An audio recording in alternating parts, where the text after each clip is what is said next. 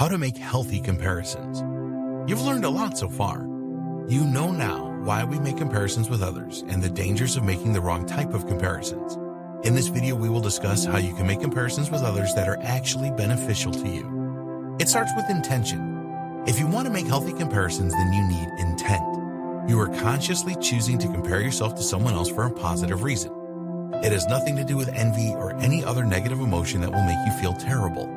You can choose a person currently living or dead for your healthy comparison. As long as there is information about them that will help you to change the way that you think and behave for the better, then it doesn't matter.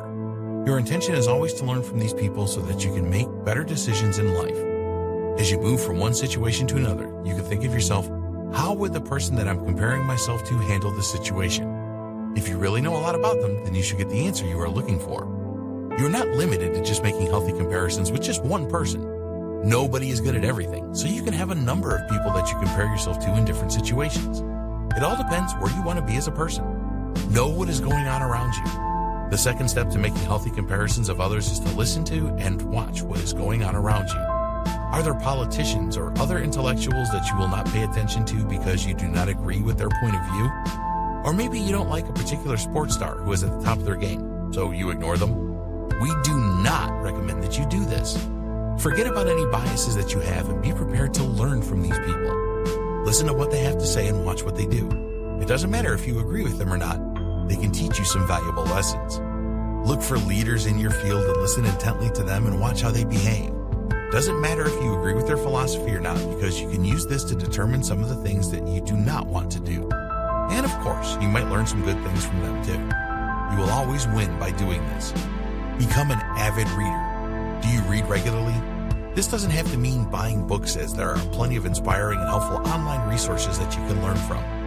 When was the last time that you read an inspirational blog post about a topic of interest that could help you to improve your life? Today, you can find videos about all kinds of subjects that you can learn from. A lot of people prefer to watch a video and make some important notes than read a lot of text. That's fine. Just do what works for you. Another great way to improve your life through healthy comparison is to take training courses. There are tons of free training courses online, as well as paid courses. So identify the training that you need and go find it. An informative and inspiring training course could really give you a boost, so make a commitment to find your course today. Forget about being better than others.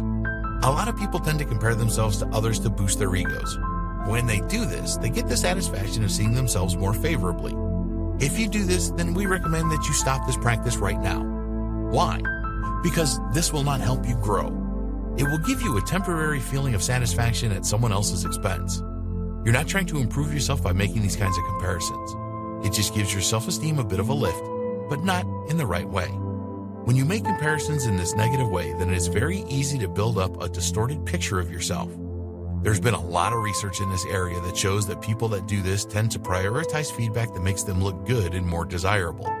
The same people are not interested in any feedback that identifies their weaknesses or their undesirability. By avoiding this kind of reality, your brain is really playing a trick on you.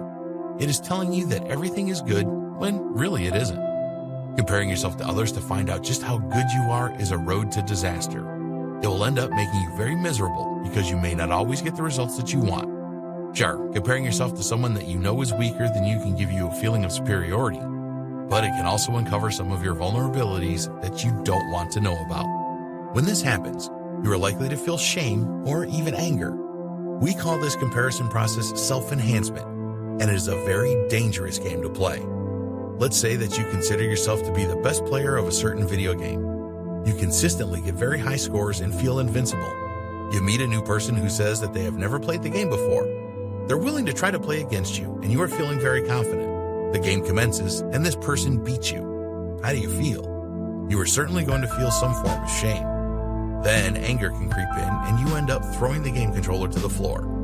Don't hold on to your self-view. We all have a view about ourselves and how we think we stack up against the rest.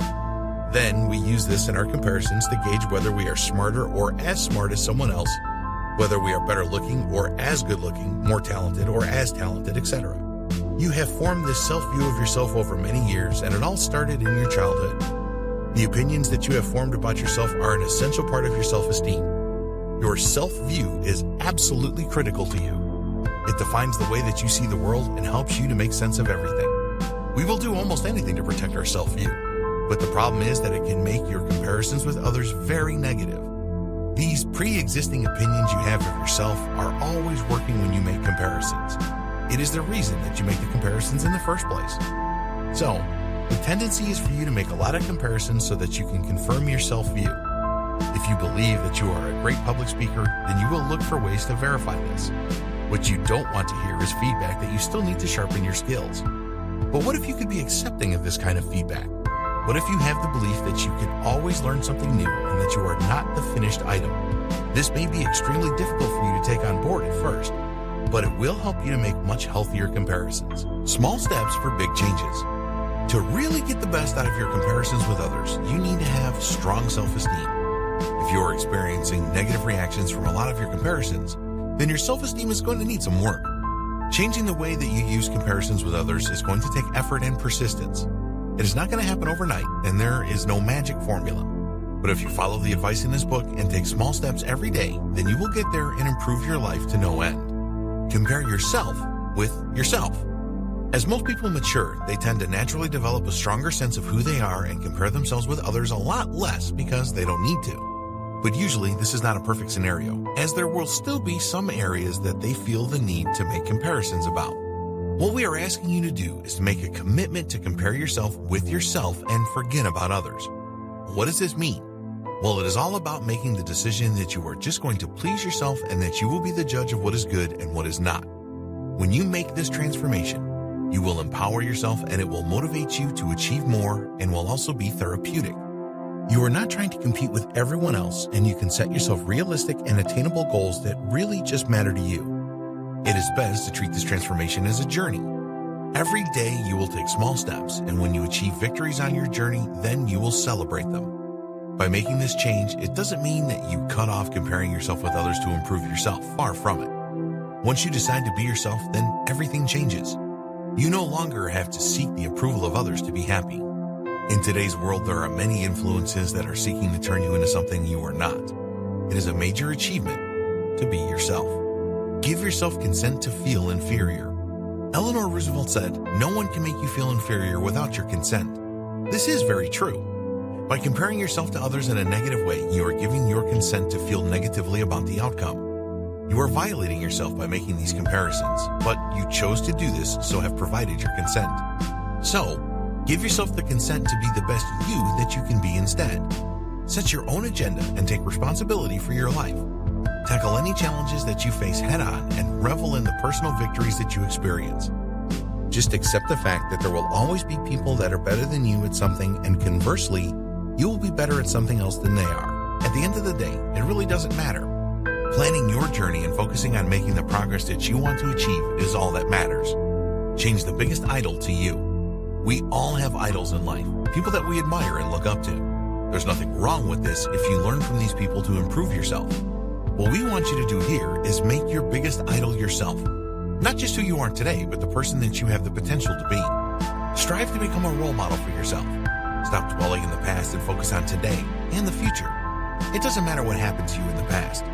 What you couldn't do yesterday, you can do today and tomorrow. Believe that other people cannot judge you properly because they have no idea what your life journey is all about.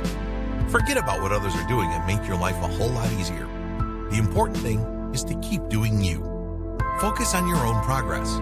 If you have a goal to lose 20 pounds and are just starting out on this journey, there is no point comparing yourself to someone that has the same aim but is well into their journey if this is going to make you feel depressed. It is a good thing to do if it will inspire you to make a great start and keep going. You need to assess what works the best for you. We are all different, and what motivates and inspires you can be totally different to everyone else. Never wish that you had someone else's life. A lot of people do this, and it just drives them into a negative spiral. Take responsibility and just focus on your own journey. Each minute that you spend wishing you had someone else's life is a minute of your own life that you have truly wasted. Don't waste any of your precious time on this. Take ownership of your life and live it to its fullest potential. Define success your way. You may not realize this, but you have already achieved a lot in your life. A lot of people define success as what they have and overlook the fact they have had to overcome a lot of challenges in their lives. There's a lot of power in taking a look back at the things that you have overcome in your life. This will give you great perspective on just how far you have come and how much you have grown. When you were younger, you probably worried a lot about a number of things in life. Will I make good money? Will I find my ideal partner in life? Will I have the things that I really want? Will I be able to drive a car and have the freedom to go wherever I want? There are many other examples. Did you ever worry about these kinds of things? Of course you did, so think back to how you overcame them and shaped your life to what it is today. You did it your way, so be very proud of that. Resist the temptation to try and achieve the same thing as somebody else. Set your own goals and do things your way. We would always recommend that you learn from others that have achieved what you want to inspire you. But just don't copy other people. Once you have set your goals, then focus on them and don't be distracted. Don't subscribe to the view that the grass is greener someplace else. In the world of making money online, there are new courses available every day.